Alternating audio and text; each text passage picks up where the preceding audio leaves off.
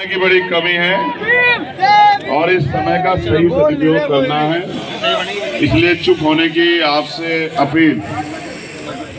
भैया ले लो ये बच्चे बैठ जाओ क्या है, लाओ चाय इधर लाओ आजा जल्दी, इधर आ जल्दी, समय कम है, इधर आ। ये तुम लोग हटो यार, चलो पीछे हो जाओ, बहुत हो गया तुम्हारा, चलो तुम ही लोग खड़े हो, इनको खड़े हो, आज इधर आ जल्दी, एक खींच दे फोटो इसका, एक बैठ जा चलो ये रुक जाओ, काम करो यार, काम नहीं करो तो तुम भी करो। क्या कर रहे हो बताओ? ये प्यार दिखाने का तरीका बहुत अच्छा लगा, ऐसे मत करो। बहुत बहुत धन्यवाद संचालक महोदय। आज की ये बड़ौत बागपत की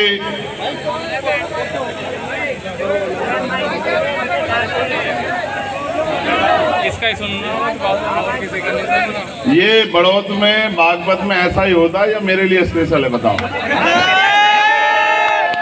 आप इधर हो जाओ, उनको परेशानी हो रही है और आप पे जिम्मेदारी समाज की कंधों पे आपके।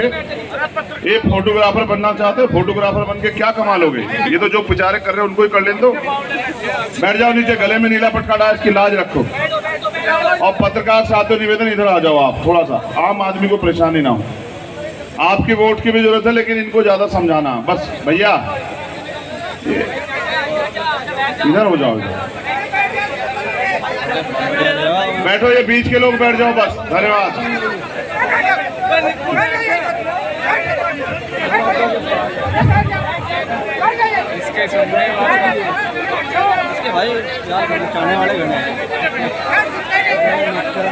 नहीं, मैं पहले इन्हीं को देख लूं।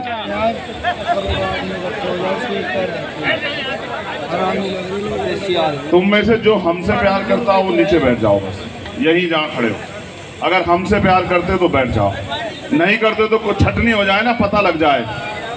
तुम भी सुरक्षा वालों से भी मेरा निवेदन है, छटनी हो जाए, पता लग जाए ना किसकी बात का कितना असर है। ये पता लगना बहुत जरूरी होता है लोकतंत्र में।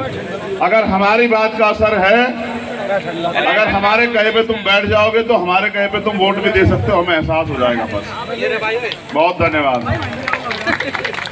देखो, मैं धन्यवाद करता हूं संचालक महोदय का और इस मंच पर उपस्थित हमारे पूर्व चेयरमैन, पूर्व विधायक, वर्तमान विधायक, जिला पंचायत के अध्यक्ष, हमारी बहनें जो प्रत्याशी के तौर पे यहाँ बैठी है, हमारे भाई अश्वनी जी, मैं आप सबका बहुत बहुत अभिनंदन, स्वागत करता हूँ यहाँ। इसका एक कारण, क्योंकि ये मेरा घर, ये छात्रावास को मैं बहुत अच्छी तरह से जानता हूँ।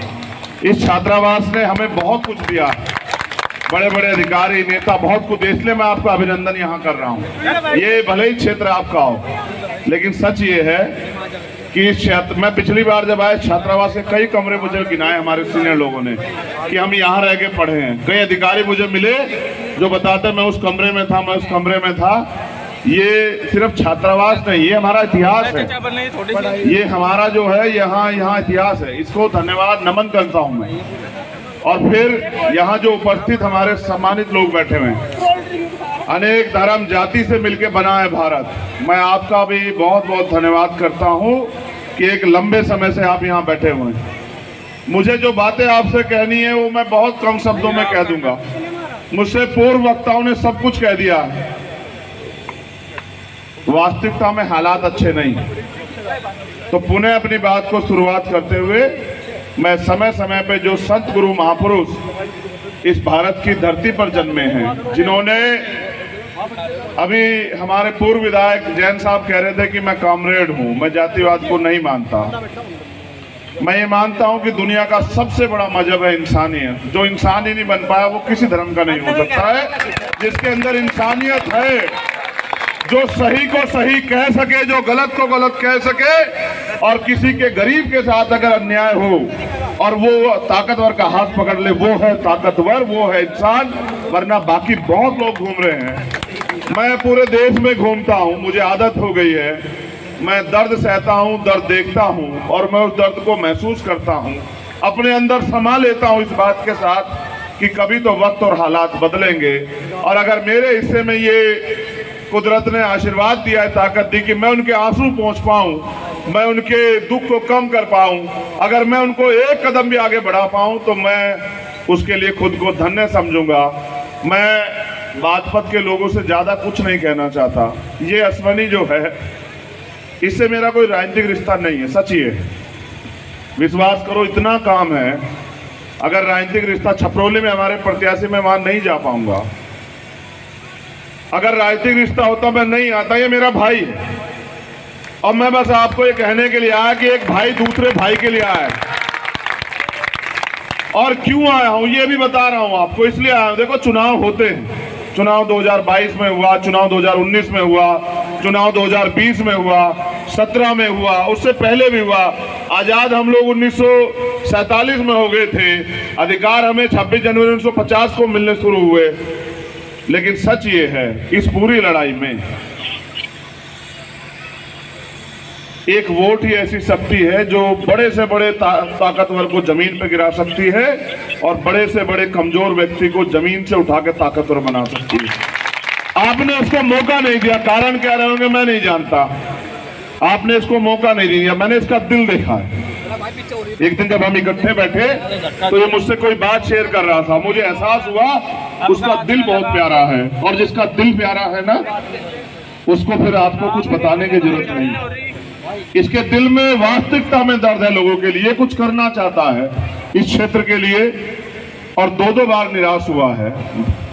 मेरे पास एक लंबी लिस्ट है जो हमारे सम्मानित जो यहाँ नेतागण बैठे उनसे तो मैं अपील करूंगा कि आप अपनी जिम्मेदारी को अदा करना। लेकिन मैं अपने लोगों से स्पेशली ये कह रहा हूं कि मैं आपसे अपील करने के लिए नहीं आया, मैं आपको जिम्मेदारी देने के लिए आया हूं। जिम्मेदारी कि मेरे मान सम्मान की और मेरे इस रिश्ते की रक्षा करना आपकी जिम्मेदारी है।